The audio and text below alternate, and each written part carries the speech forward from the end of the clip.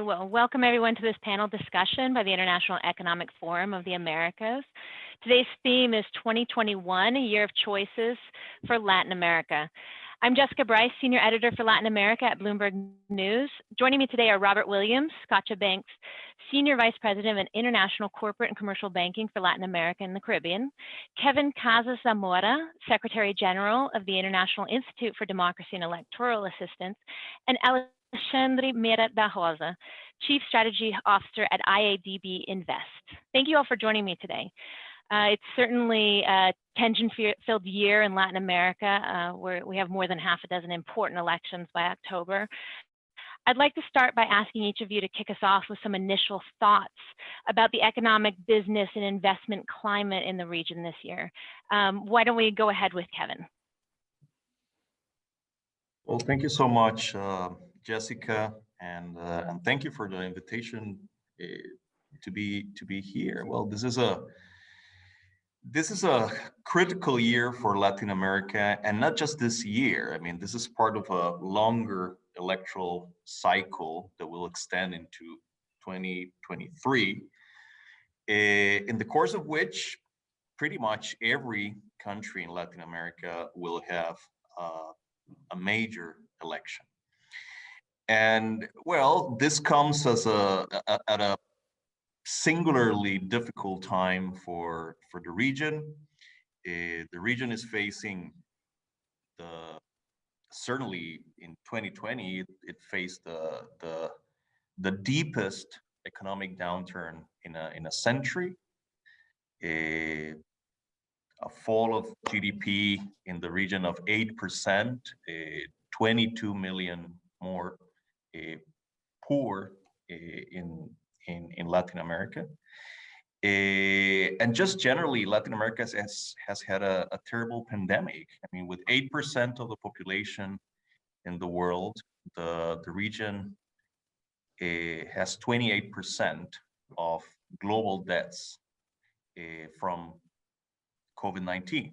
So that gives you a measure of the plight of the region. And it's amidst all this that we're going to have only this year 5 presidential elections plus 2 key congressional elections, almost as important as a presidential election in 2 major countries, in Argentina and in Mexico.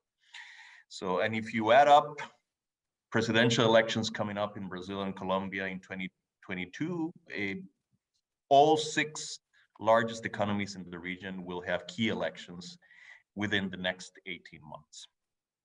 And I would say that, as with any major economic downturn, the flavor of the month is anger against incumbents of all stripes. This is simple as that. With the possible exception of Mexico, which is an interesting case, and we can talk about it in the course of this conversation. And if you ask me for trends, well, I mean, the political trends are not good. They were not good before the pandemic. When you take the regional surveys that are routinely done in Latin America about all things connected to politics, Latino Barometer or America's Barometer, support for democracy fell to the tune of 13% in the decade leading up to 2019. We don't have surveys for 2020, but it was bad enough before the pandemic struck. And to that, and we can talk about it in the course of this conversation, we have to add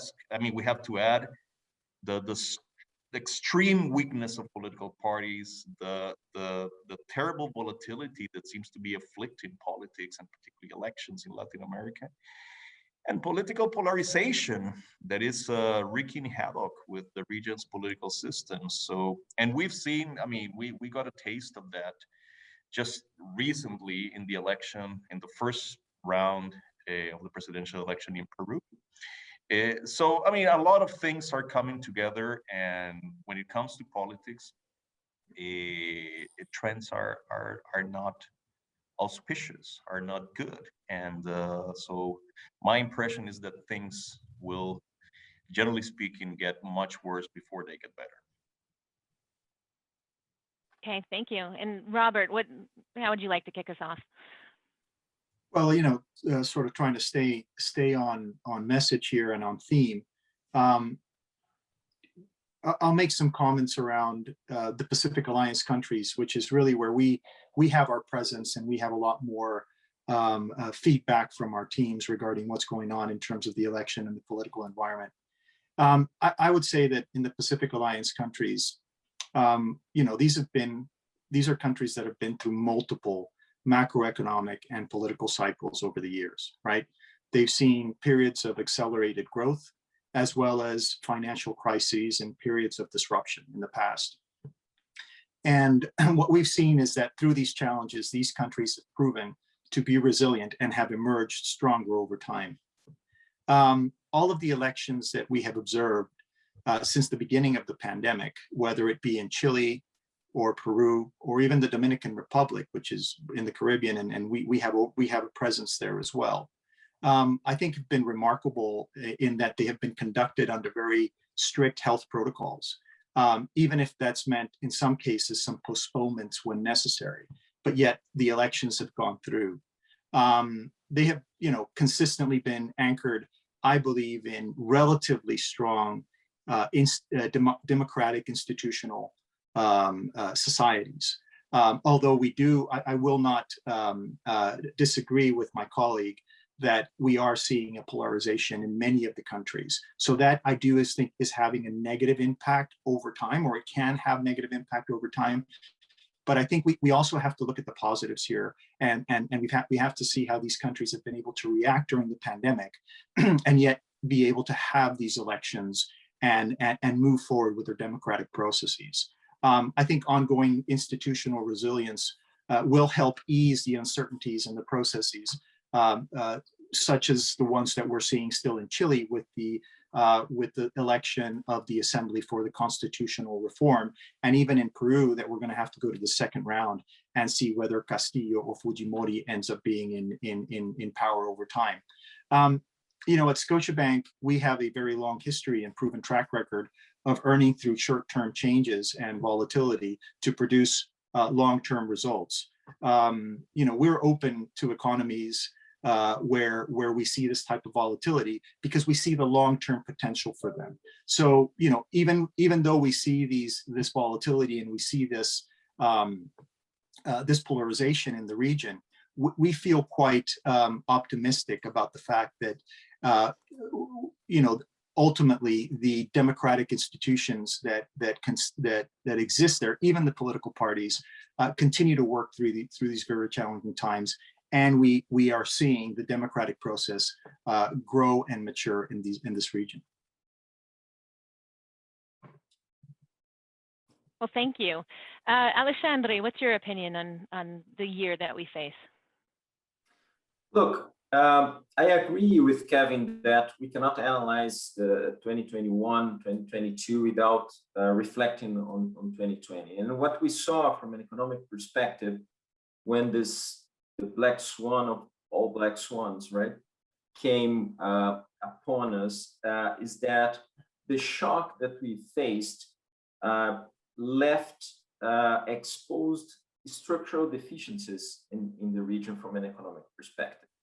So the pandemic encountered Latin America not in its best fiscal position, right? And this is with very rare exceptions, but it found the region in a bad shape from a fiscal perspective.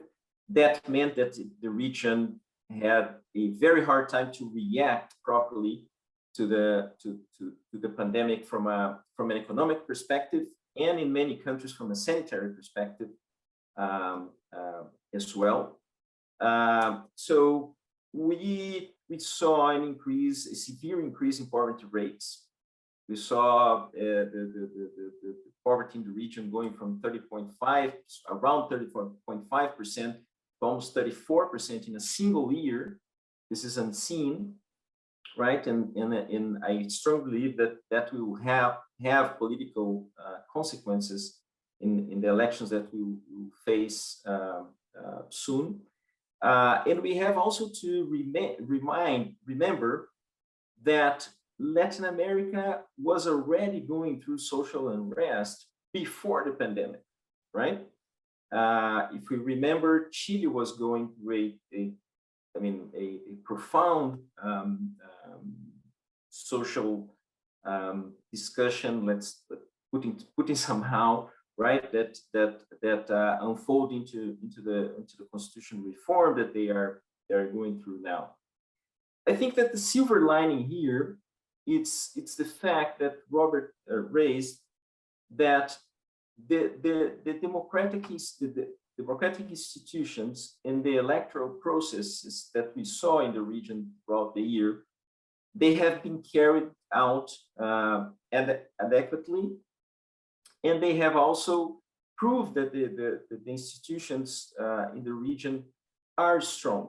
I mean, the transitions that had to happen orderly, despite the logistics impediments and the difficulties that the pandemic imposed. And I think that's a testimony to the region. I think that's the silver lining that we saw in this last year. Okay, thank you. The fact that the elections are playing out against the backdrop of this global pandemic, how does that influence your perspectives for the region? How does that influence the conversation around the elections and voter sentiment? Let's go ahead with Robert. So what I would say is that I think,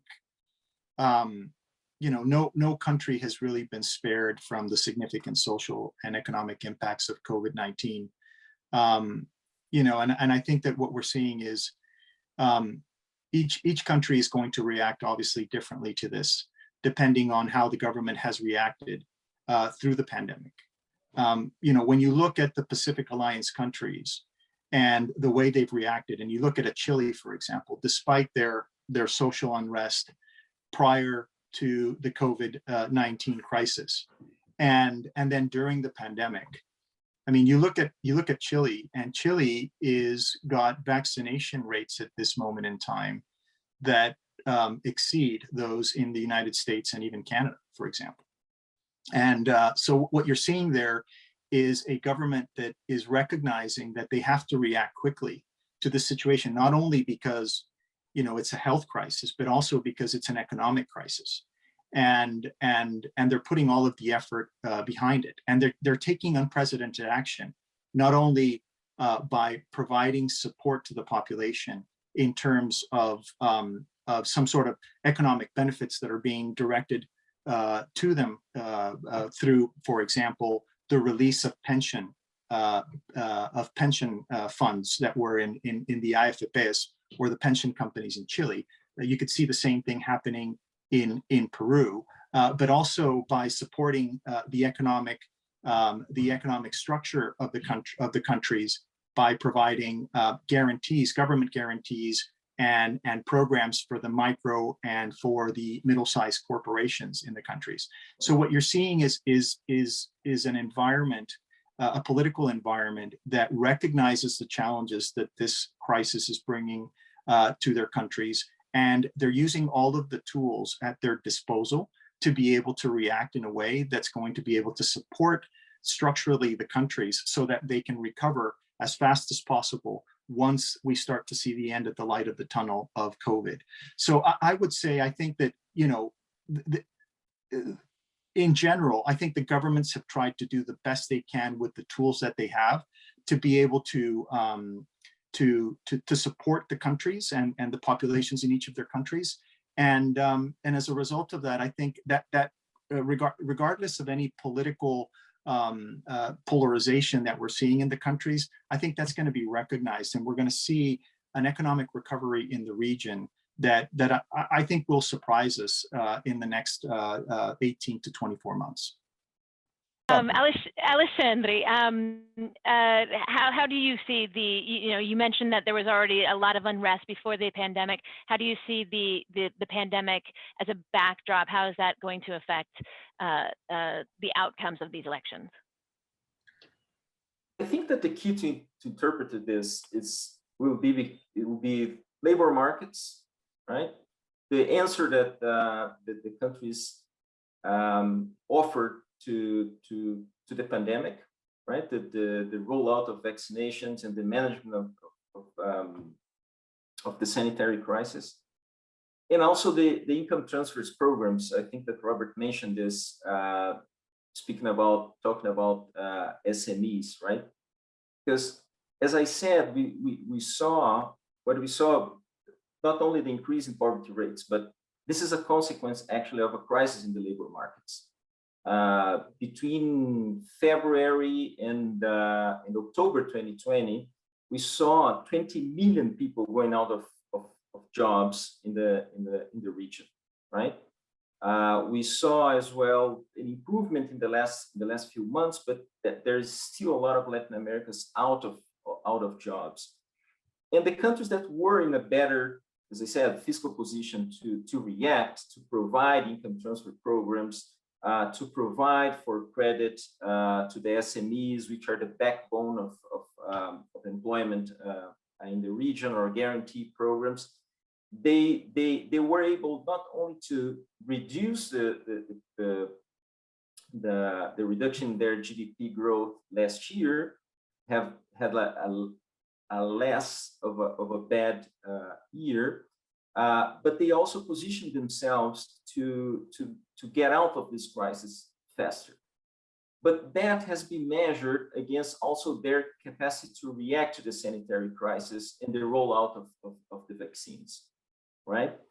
In that sense, we see countries like Chile probably moving out much faster of this crisis, getting out of the pandemic tunnel, if you want. In other words, I think that the capacity to deal with unemployment, in the management of the sanitary crisis will be the major element of judgment of the incumbent governments in the next elections. And that will happen in all levels, right? From the municipal levels to all the way to the federal levels where they exist.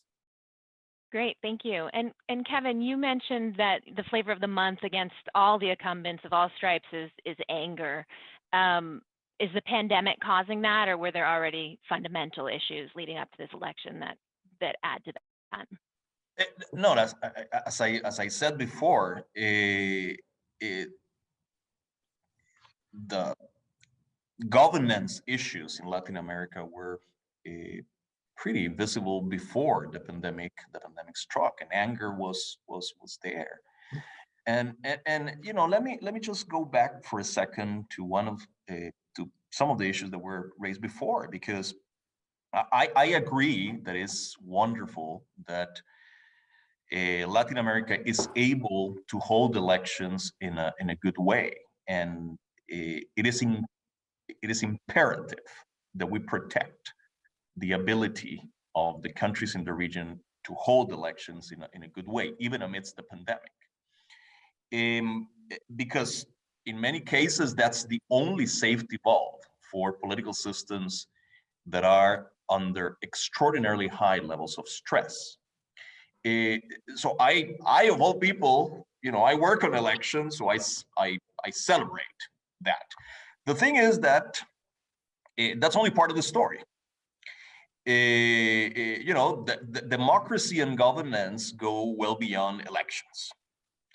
And here, it is true that all governments in the region are trying to do as best as they can with the instruments they have. The problem is that in most cases, the instruments are extraordinarily weak.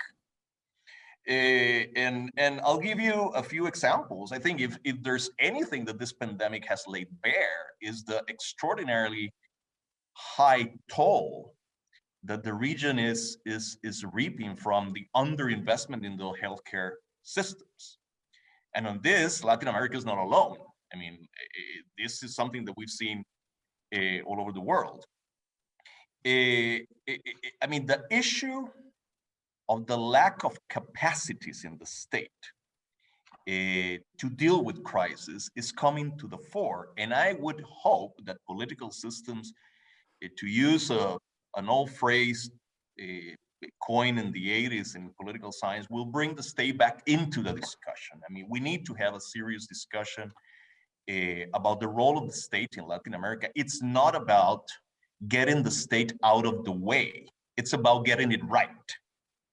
It's about getting the state to provide the public goods that society needs to be able to deal with mammoth crises such as this one. It's the state that needs to up its game in terms of providing healthcare, up its game in terms of providing education, which has suffered greatly in the course of the past year.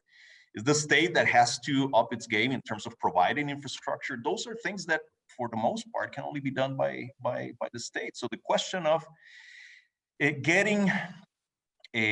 being serious about pursuing institutional reforms is of the essence if Latin America will learn something from this crisis. Because if we don't get that agenda right, we're going to stumble from this crisis onto the next crisis, onto the next crisis, without learning much. And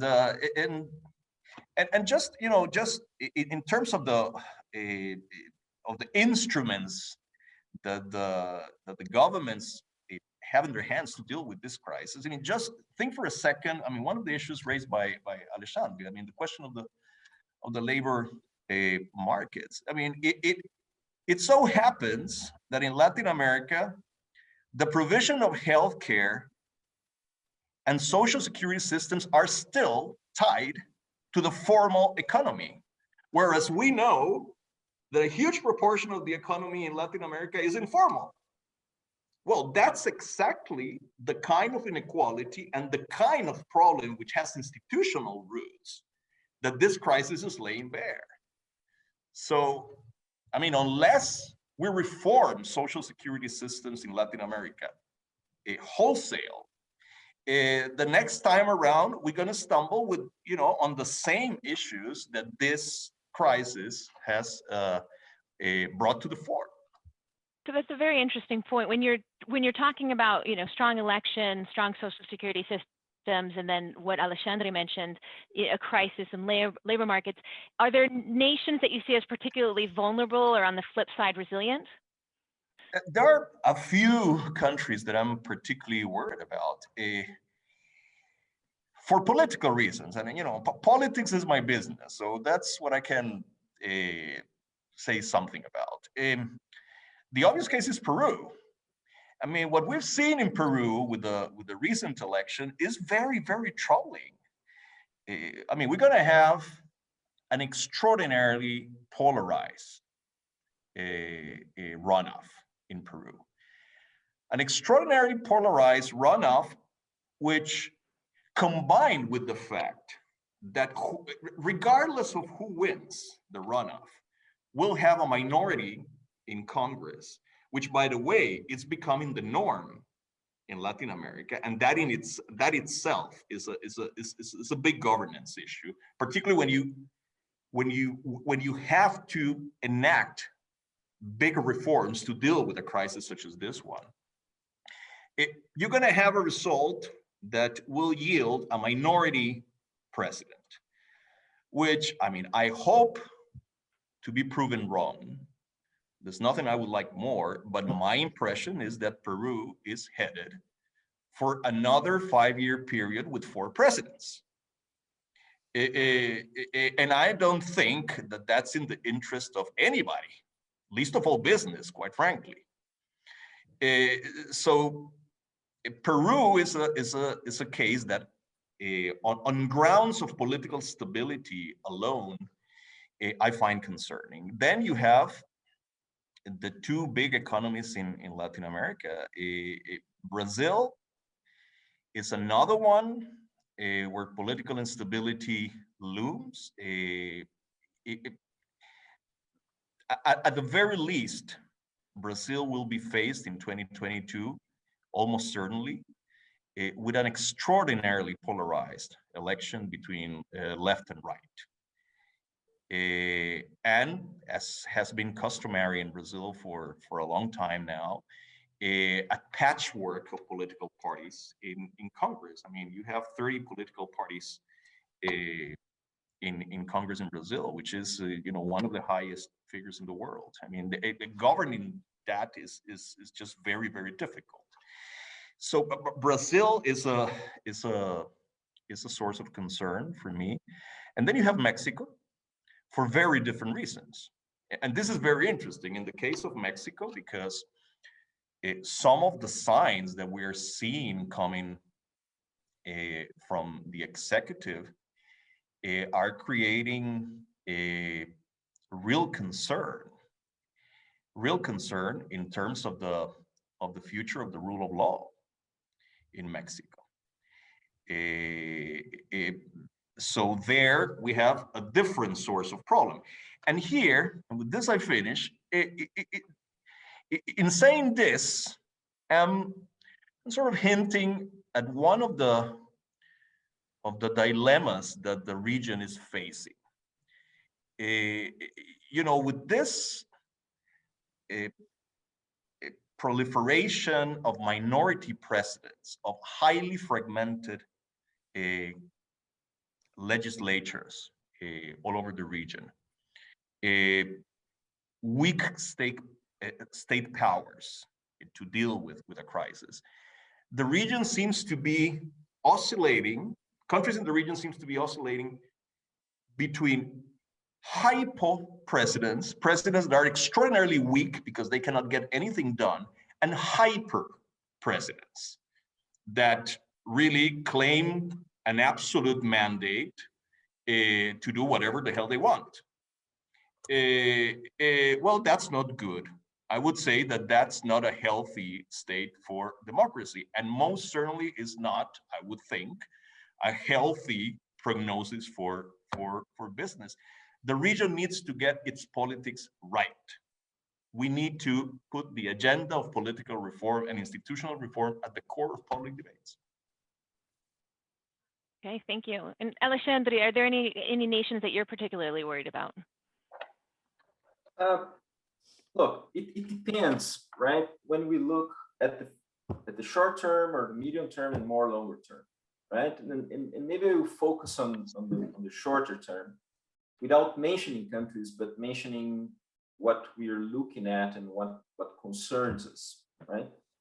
And I think that in the short term, I think that the countries that will get out of this better are countries that unfortunately entered in the tunnel better, particularly from a fiscal perspective, and second, countries that were able to put their economies back on track, back to work through the vaccine rollout. And there are not many in the region at this point, right? In the medium and longer term, I would agree with Kevin that the region will need, and with very few exceptions, to engage on structural reforms that look into productivity, right? Into productivity and informality, right? Kevin is right when he associates the problems in the social sector or the social provision to the informality, but informality brings other issues as well related to the productivity of economies, and this has been a chronic issue in Latin America and a chronic barrier for investment as well, right? And in the even longer term, I also agree with Kevin in the sense that we have to have a state that in Latin America, there's always this discussion whether we should have a big state or a small state, a larger state or a smaller state. We need a state that works, right? And we don't have one, right? We don't have a state that looks into its spending with an eye of quality spending, right? It's not that it should spend more, should spend less, all right? That we need states that spend better, in health, spend better in education. Why? Because it relates to its productivity at the end of the day. So our long-term viability as a region, it's intrinsically related to that. And I think that the pandemic gave us an opportunity to look into it in a very clear way and put us on an inflection point whether we will take these long-term decisions or not. Okay, and Robert, the social unrest, the weak governance that Kevin and Alexandre are talking about, that adds up to a lot of volatility and unpredictability, which is two things that businesses and investors generally don't like to see. Where are you seeing that play out, and what are the consequences of that? Look, I would say that I agree with both of my colleagues, Alexandria and Kevin, that political instability in the region is obviously a detriment for economic growth and foreign direct investment in any of the countries. I would also agree that I think there is a significant social debt that Latin American governments have to their populations in terms of education, in terms of health, and I don't really see we don't really see any government at this moment in time having the time or the resources to be able to dedicate to that in the short term, because everybody's focused on the pandemic and trying to solve this very individual or critical issue at the time. But I will say that ultimately what investors are looking for is certainty when it comes to rule of law, certainty when it comes to economic policy, certainty when it comes to fiscal reform or just fiscal issues. Anything that impacts those things will ultimately have a negative effect on foreign direct investment and even in local investment by the local entrepreneurs. Or the private sector in each of the countries, and we're seeing in some countries where if the private sector in Latin America feels that a particular country is going in the wrong direction, their local entrepreneurs will now start to invest in other Latin American countries because the ability to be able to move capital flows from one Latin American country to another has actually improved over the years. The people that will suffer the most are the medium-sized corporations and the smaller businesses that don't have access to broader markets and have to stay in the countries where we see this, the weakness sort of creeping in when it comes to institutionality and some of the political dynamics that we're seeing in some of these countries. But having said that, I think that we are starting to see as well short-term positive results. For example, in the price of commodities, that will certainly help some of these countries to be able to close some of the fiscal deficits or fiscal gaps that they're going to see as a result of the investments they've had to do because of COVID to try to keep their countries relatively stable. So I think it's a matter of balancing these things out.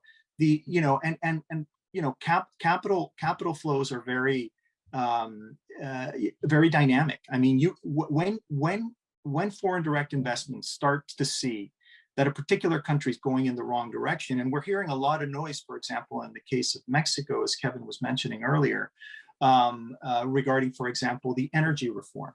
We do know that there are certain investors that are concerned about this, and I think governments have to listen to their investors, because in the long run, really, economic development is going to come from the capital flows, whether they be local or from external investors trying to grow the region or trying to support the region.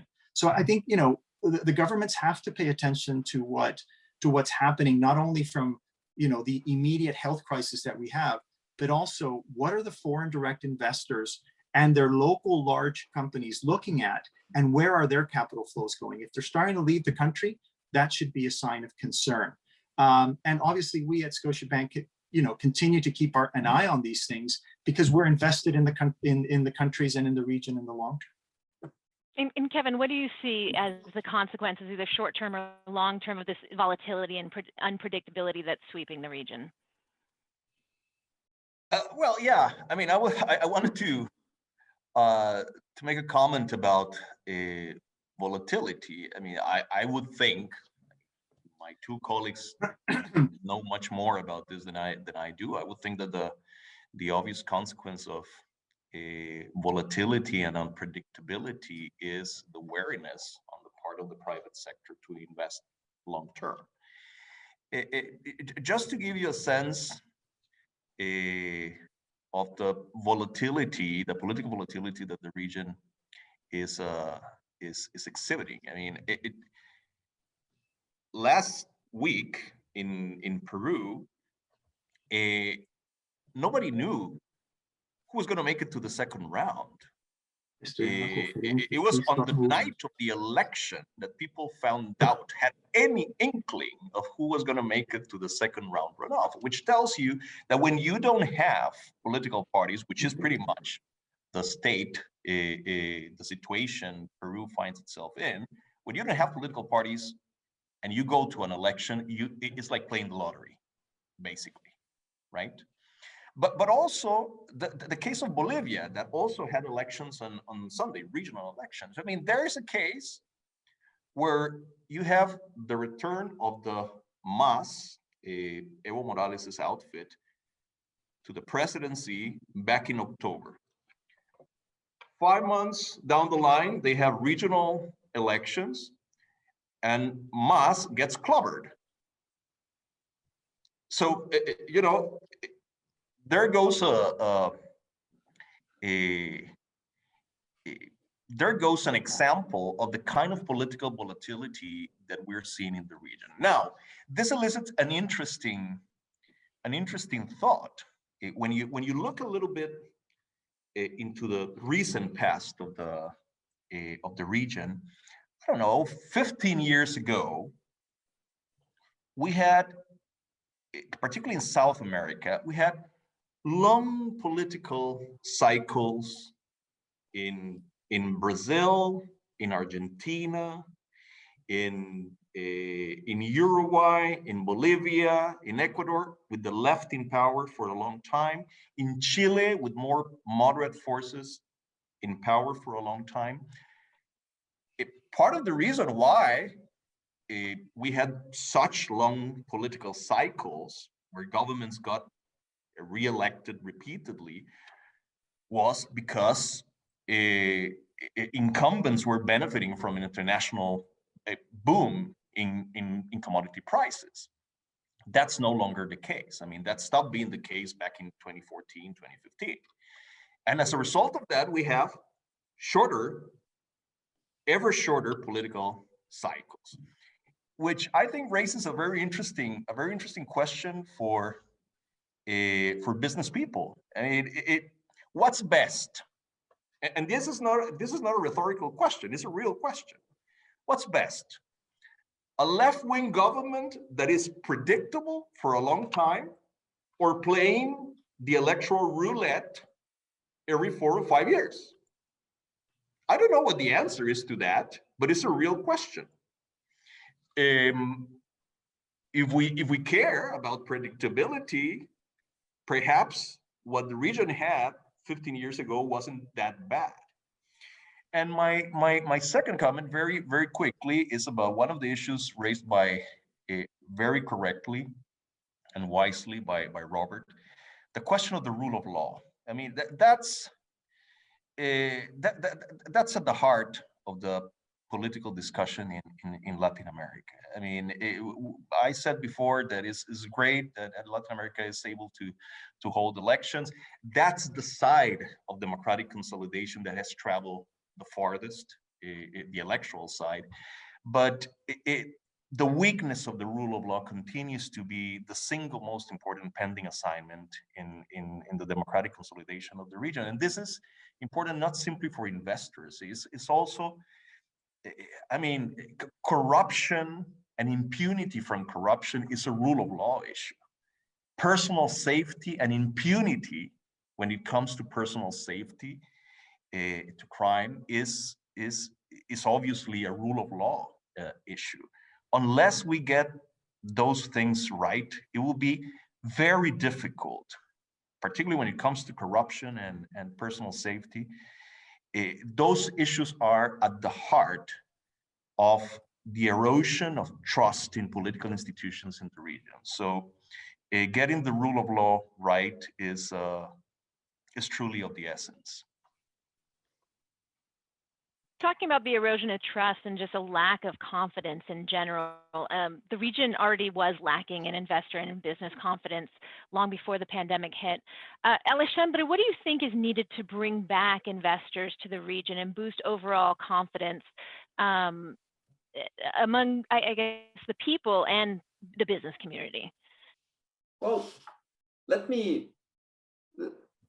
go back to the points raised by Kevin and Robert on the rule of law, because I also fully agree. I think that that's the fundamental, like the stepping stone where of all this for the answer you look for.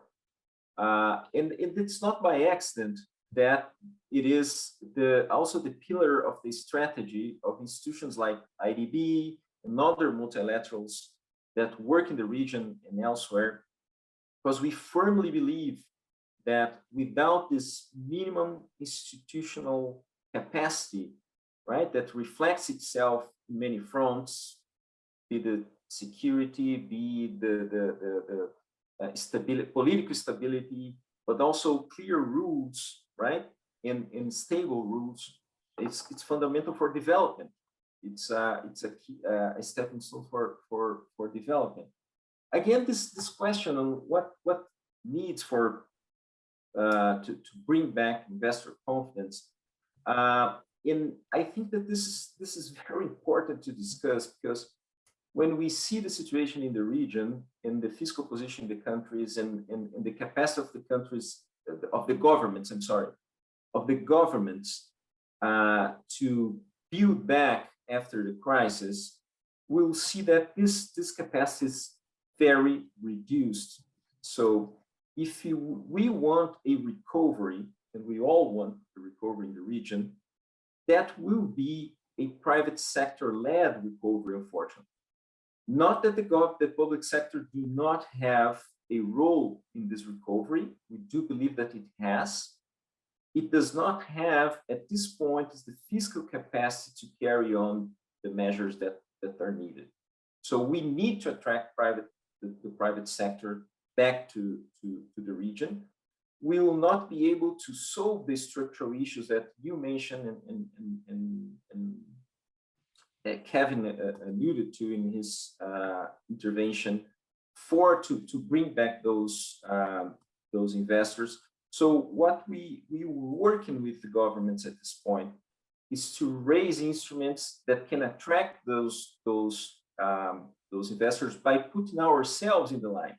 So we have increased last year our lending to the region in 51%. That was a stretch. So with the same balance sheet, we increased our lending to the region at 51%. That directed to the private sector. But our sister institution, the IDB, also increased by the same proportion their support to governments to establish guarantee programs and on-lending programs to the private sector to bring them in. The second one is to try to step in and cover or fill in for deficiencies in the public sector, for instance, to develop infrastructure projects, right? And fast, right? To generate projects for the private sector to invest and help in this recovery fast. But again, from a structural perspective, we still have to work on, again, the rule of law in a more general, terms, but also on structural issues like bureaucracy, red tape, corruption, that are an impediment for the private sector to thrive in the region, be foreign investment, be domestic investment. Robert, what would you like to see happen in the region in order for, in your opinion, to boost investor confidence? I think Alexandra made very, very clear, and I would agree with everything he said. I think obviously the rule of law is a fundamental issue that needs to be, the stability there needs to be absolutely clear for investors. I do fully agree that this is going to be a private sector-led recovery. The governments need to be more focused on making sure that the business environment is adequate to be able to attract that foreign direct investment. I think the Latin American banks entered the pandemic in a relatively strong footing when compared to previous crises. I think they had ample capital and liquidity buffers to be able to support the very long-term effects of COVID as we've seen them, and what's coming even over the next 18 to 24 months. So I think that's a very positive thing, but continuing to focus on financial stability of the systems and the solvency of the banks is going to be a role that the governments are going to have to play as well, through their central banks and through the regulators. So in addition to what Alexandra said, I would say that, focusing on, the proper application of tools by the central banks to create the financial stability that's needed in the long run, and also to ensure that the banks and remain solvent over the next coming months as a result of the COVID extending further. So I would just add those things to what has already been said. Okay, thank you. And so what I'm hearing is that there's a lot of reforms that are needed in the region, and that's something that's been the case for quite some time. And yet, presidents and leaders who have come into power promising reforms have always faced challenges, and have, I think there's been some big disappointments in the region. Argentine President Mauricio Macri comes to mind. Why is it, beyond this idea that Kevin mentioned about, presidents either being extraordinarily weak because they can't get consensus, or because you have these hyper, big personality presidents, why is it so hard to get these reforms passed in the region? Let's go to Kevin.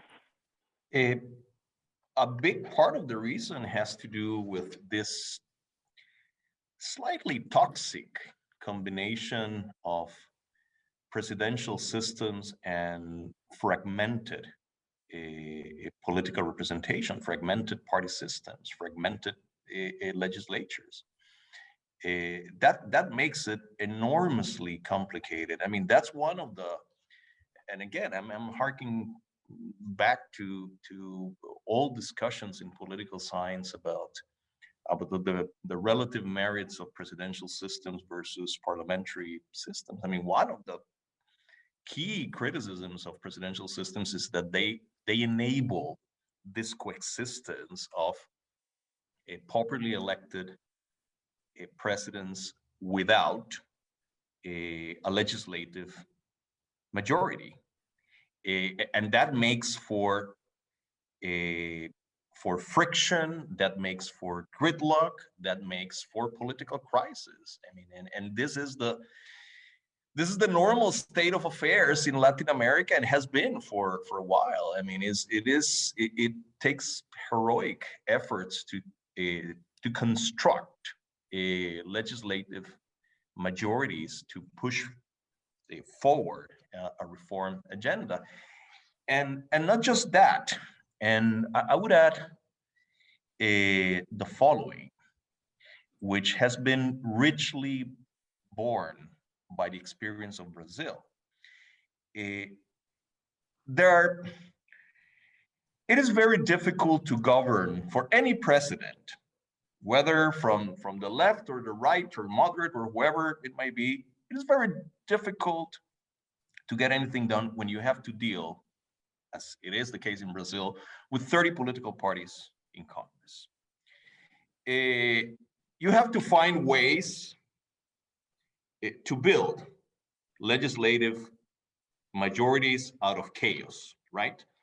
Well, it turns out that one of the ways in which you can go about that, which is an expedient way, which has nonetheless a colossal cost for the system in the long run, is by purchasing political support, is by buying the support that you need in order to build a majority. So this kind of setup where a president has to deal with a fragmented Congress is an invitation for corruption. And that's exactly what has been seen in Brazil. So again, if we don't get that sort of discussion going in the region about the coexistence of dysfunctional institutional designs that are holding political systems back in terms of their ability to push reforms forward, is going to be very, very, very difficult. Very difficult to do what the region needs to do to prepare itself for the next crisis. And Alexandre, what's your opinion on why it's so difficult to pass these reforms? Well, I have nothing to add to what Kevin said. Maybe a bit of political economy as well, that this so-called reformist presidents, they're normally called upon after a crisis, right? After a boom, where the country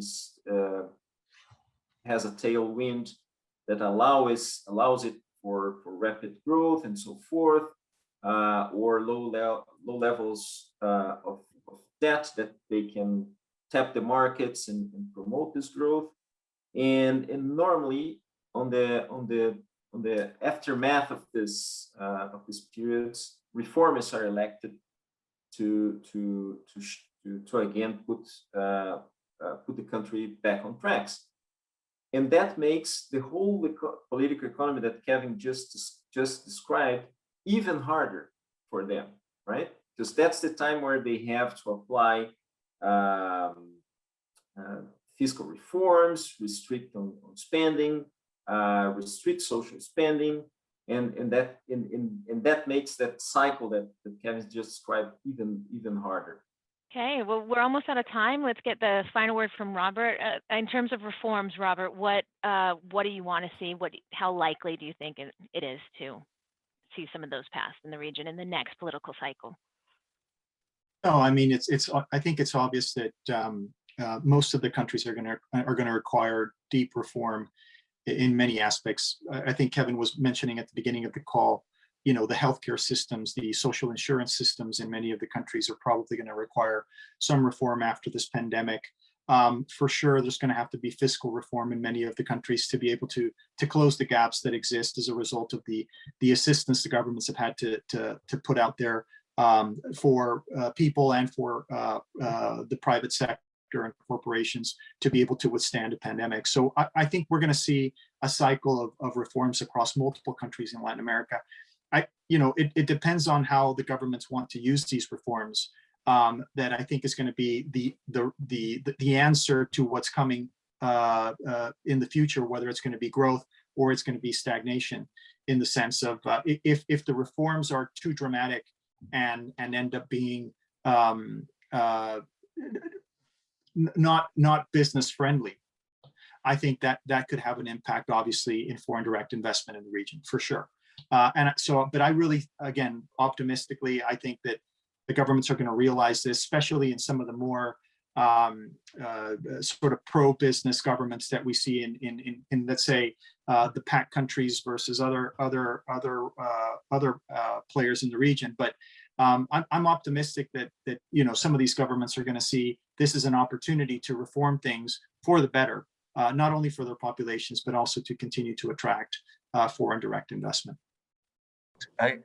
One experience that I would point to as a potentially crucial